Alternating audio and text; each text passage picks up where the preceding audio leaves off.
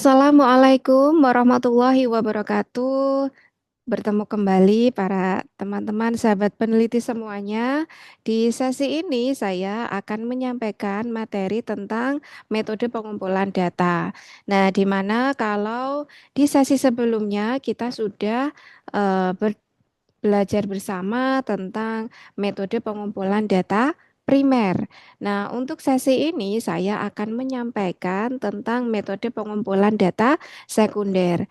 Data primer dan data sekunder itu adalah klasifikasi jenis data berdasarkan sumbernya. Jadi ada klasifikasi data berdasarkan sifatnya, ada klasifikasi data berdasarkan sumbernya, di mana kalau klasifikasi data berdasarkan sumbernya dibedakan menjadi dua, yaitu data primer dan data sekunder. Nah, untuk metode pengumpulan data primer sudah dibahas di sesi sebelumnya. Nah, untuk kali ini kita akan berkenalan dengan berbagai macam metode pengumpulan data sekunder. Sebagai awalan dulu, sebelum masuk berkenalan dengan berbagai metode pengumpulan data sekunder, kita coba ulas kembali. Jadi, pengumpulan data itu apa dalam sebuah penelitian?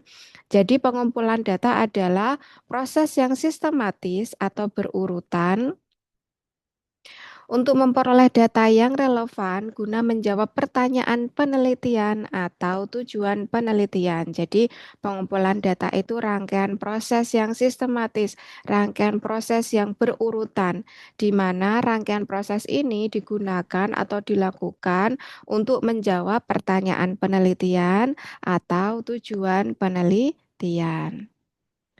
Kemudian, jenis pengumpulan data di sesi sebelumnya saya sempat membahas tentang pengumpulan data primer.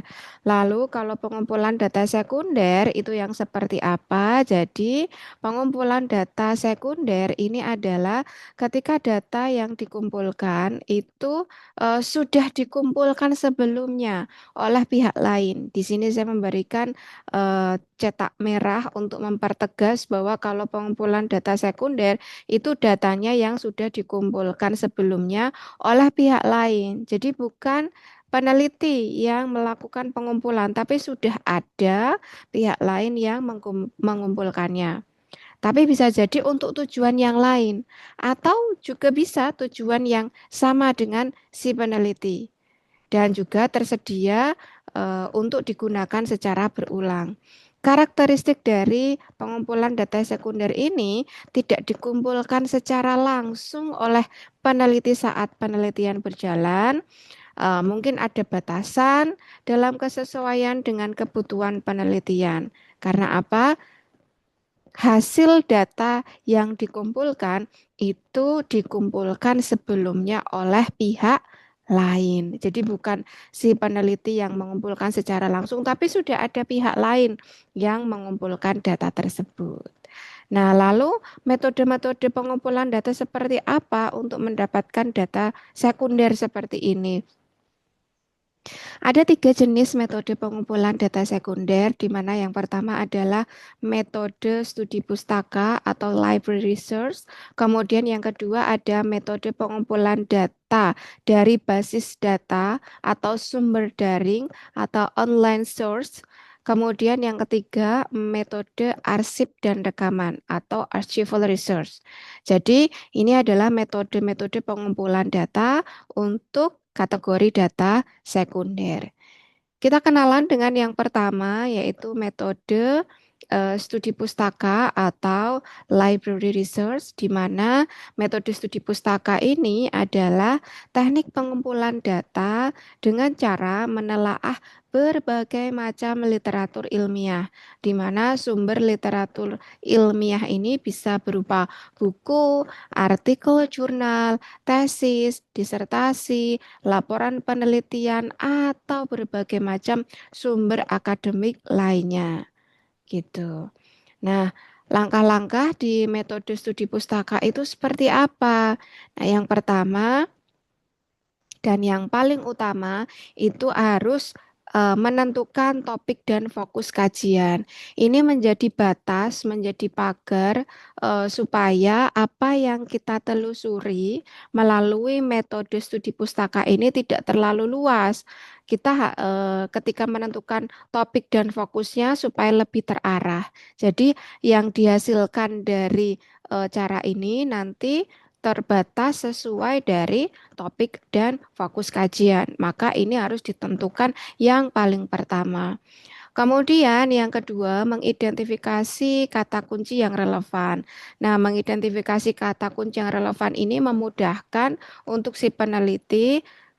Kata kunci ini digunakan saat misalkan berselancar di dunia maya, sehingga sumber-sumber yang diperoleh, baik itu misalkan melalui hasil tesis, publikasi disertasi, atau publikasi yang lain, itu hasil penelitian yang dilakukan itu sesuai atau berada di lingkup kata kunci yang digunakan gitu. Jadi selain topik, kata kunci yang relevan itu akan membuat hasil-hasil penelusuran itu menjadi lebih fokus. Kemudian yang ketiga itu menelusuri literatur dari sumber yang terpercaya. Contoh misalkan sumber-sumber yang terpercaya itu adalah perpustakaan, kemudian database jurnal, repositori, atau berbagai macam sumber terpercaya yang lain. Nah, baik itu online atau offline itu kita harus tetap gunakan dan pelajari dalam proses penelusuran itu harus berasal dari sumber-sumber yang terpercaya.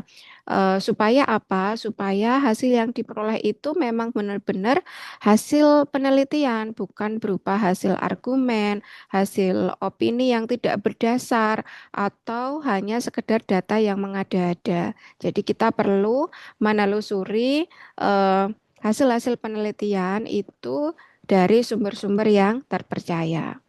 Kemudian yang keempat, ini membaca dan mencatat poin penting. Nah, proses membaca ini memang membutuhkan ketelitian, fokus, dan konsentrasi karena dalam membaca ini kita sedang menelusuri makna, menelusuri isi, menelusuri alur, menelusuri hasil eh, penelitian yang dilakukan. Kemudian untuk bisa kita mencatat poin-poin penting dari hasil-hasil literatur yang sudah kita peroleh. Dan yang terakhir yaitu menyusun sintesis dan kesimpulan dari berbagai sumber. Jadi ini adalah step akhir ketika kita sudah melakukan penelusuran dengan berbagai topik, fokus dan kata kunci untuk mengikat supaya hasil penelusurannya itu terfokus. Kemudian ketika sudah kita baca, kita catat poin pentingnya, kemudian kita rangkum, kita susun kesimpulannya dari berbagai sumber tersebut untuk apa hasilnya yang bisa kita peroleh. Kemudian, contoh dari metode studi pustaka ini yang pertama bisa dengan mengumpulkan teori-teori tentang metode pembelajaran aktif dari buku dan jurnal. Maka kita bisa membatasi fokusnya ketika kita melakukan penelusuran baik secara online ataupun offline, kita batasi pada teori-teori tentang metode pembelajaran aktif atau metode pembelajaran aktif misalkan. Maka hasil yang diperoleh tentunya akan hanya terpusat pada metode pembelajaran aktif. Kemudian yang kedua, mengkaji hasil penelitian terdahulu tentang pengaruh motivasi belajar terhadap prestasi. Nah, kita bisa berfokus penelusurannya tentang pengaruh motivasi belajar terhadap prestasi. Jadi, pengaruhnya seperti apa? Apakah memberi dampak yang baik, dampak yang signifikan, apakah memberi dampak atau pengaruh yang lain dari motivasi belajar terhadap prestasi dan sebagainya. Kemudian kelebihan dari metode studi pustaka ini yang pertama bisa memperluas pemahaman teoritis dan kerangka berpikir penelitian. Karena kita mendapatkan berbagai sumber literatur dari banyak jalur ya, bisa online offline, bisa melalui buku, jurnal penelitian, tesis, disertasi dan berbagai macam sumber. Kemudian yang kedua tidak membutuhkan interaksi langsung dengan responden. Eh, Ini sebagai salah satu kelebihan ketika kita melakukan studi pustaka, proses penelitian itu karena kita menggunakan atau menggunakan data yang diperoleh oleh penelitian lain, kita tidak butuh interaksi langsung dengan respondennya. Yang berinteraksi langsung dengan responden adalah peneliti lain yang sudah menghasilkan literatur tersebut, di mana kondisi tersebut menyebabkan atau membuat si peneliti tidak perlu melakukan interaksi langsung dengan responden. Kemudian yang ketiga dapat dilakukan kapan saja. Jadi karena kita bisa melakukan penelusuran online itu bisa 24 jam kita bisa lakukan kapan saja. Kemudian offline juga demikian menyesuaikan dengan sumber atau lokasi yang bisa menghasilkan literatur-literatur yang kita butuhkan. Tapi ada keterbatasannya, di mana yang pertama, kalau kita melakukan studi pustaka, karena penelitiannya sudah dilakukan sebelumnya, di waktu sebelumnya, maka di studi pustaka itu tidak bisa menyediakan data empiris baru. Jadi, dia memang datanya empiris, tapi sudah di periode lama atau lampau begitu. Kemudian yang kedua bergantung pada ketersediaan literatur yang relevan. Nah, ini kadang barangkali apa yang kita butuhkan bisa jadi ada di penelusuran melalui studi pustaka, tapi bisa jadi tidak tersedia secara maksimal. Nah, ini menjadi keterbatasan. Jadi tergantung dari ketersediaan literatur yang relevan dengan topik penelitian yang dilakukan. Lalu kita kenalan dengan metode pengumpulan data yang kedua, yaitu metode pengambilan data dari basis data atau sumber daring atau online source. Di mana definisi dari metode pengambilan data ini adalah mengumpulkan data dari sumber data digital seperti bisa berupa situs resmi, basis data statistik, repositori penelitian, atau publikasi daring.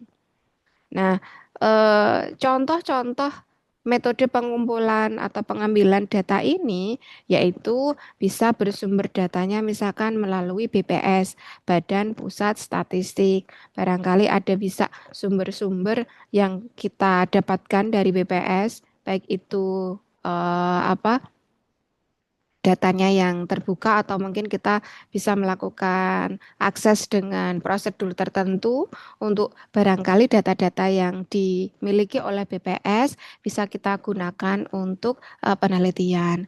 Kemudian bisa sumbernya dari Kementerian Pendidikan dan Kebudayaan atau Kemendikbudristek yang dimana seringkali kalau kita akses websitenya dari Kemendikbudristek itu cukup update kaitannya dengan isu-isu pendidikan dan kebudayaan. Kemudian yang ketiga ada UNESCO Institute for Statistics, di mana ini juga bisa menjadi salah satu sumber online yang memberikan banyak data. Kemudian yang keempat, database jurnal seperti Google Scholar, Scopus, ataupun ResearchGate. Yang terakhir yaitu bisa berupa data sekunder terbuka, open data dari Pemda atau pemerintah daerah. Misalkan ketika pemerintah daerah memiliki website online, kemudian menyajikan data-data seputar pemerintah daerah, entah itu kependudukan atau misalkan informasi kegiatan terkini di seputar kegiatan daerah dan berbagai macam hal informasi lain yang bisa disajikan. Nah, kalau contoh penerapannya bagaimana dengan melakukan metode pengambilan data dari basis data seperti ini? Yang pertama, misalkan mengambil data jumlah sekolah dasar di Indonesia dari situs BPS misalkan. Jadi misalkan dari Badan Pusat Statistik bisa menyajikan jumlah sekolah dasar di Indonesia, kita bisa akses untuk melengkapi kebutuhan data penelitian kita. Atau yang ketiga, yang kedua penerapannya dengan mengunduh dataset pendidikan dari portal data.go.id misalkan. Tapi semuanya ini tergantung dari kebutuhan penelitian kita, tujuannya untuk apa dan digunakan untuk apa. Kemudian kalau kelebihan dan keterbatasan dari metode yang kedua ini, kelebihannya ini data lebih mutakhir dan mudah diakses, tapi ini juga sebenarnya tergantung dari si penyedia data ya. Apa mutakhir atau kemudahannya itu juga kembali ke sana sebenarnya. Yang kedua, banyak yang sudah dalam format digital siap analisis. Jadi kadang ketika penyedia atau yang membagikan data ini seringkali sekarang karena basisnya online sudah banyak yang disajikan dalam format digital untuk siap dianalisis. Tapi keterbatasannya apa? Yang pertama, memerlukan keterampilan seleksi dan verifikasi sumber. Nah, ini verifikasi sumber ini kaitannya dengan kredibilitas sumber. Apakah memang benar data ini berasal dari sumber resmi? Apakah apa data ini berasal dari proses yang tepat, yang benar, cara yang benar gitu ya. Karena kaitannya juga yang keterbatasan yang kedua nih, validitas dan reliabilitas data seringkali harus diperiksa kembali. Karena untuk apa? Untuk memastikan data-data yang diperoleh itu memang tepat, memang benar, memang faktual, memang real, sesuai. Sehingga ketika kita menggunakannya sebagai dasar penelitian, itu juga memang berasal dari sumber-sumber yang dapat dipertanggungjawabkan.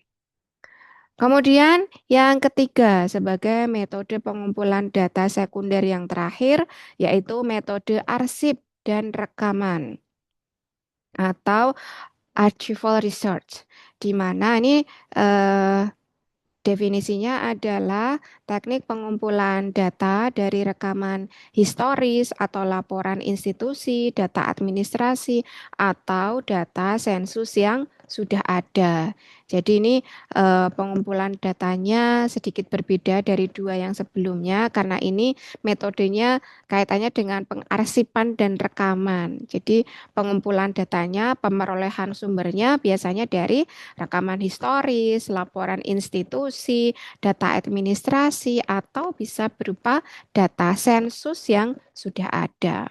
Contohnya apa? Metode arsip dan rekaman ini, misalkan data tentang sensus penduduk, kemudian rekapan nilai ujian nasional selama 5 tahun terakhir. Kemudian ada arsip laporan tahunan, lembaga pendidikan, dan berbagai macam arsip atau rekaman yang lain yang bisa kita dokumentasikan untuk mendapatkan data-data sekunder. Kemudian kelebihan dan kelemahan atau keterbatasan dari metode arsip dan rekaman itu kalau kita lihat dari kelebihannya memang dia bisa memberikan data longitudinal atau berdasarkan waktu atau berdasarkan periode waktu tertentu. Dan kelebihan yang kedua ini bisa menghemat waktu dan sumber daya. Kenapa bisa menghemat waktu? Karena kalau ini memberikan data longitudinal tentu saja data arsip atau rekaman yang diperoleh itu pasti dilakukan selama kurun waktu tertentu. Nah, kalau kita melakukan pengumpulan data dengan metode arsip ini, kita sudah menghemat waktu yang digunakan oleh pengumpul data sebelumnya, sehingga kita bisa menghemat waktu jauh lebih sempit, lebih sederhana. Dan juga tentu saja di kaitannya dengan menghemat sumber daya.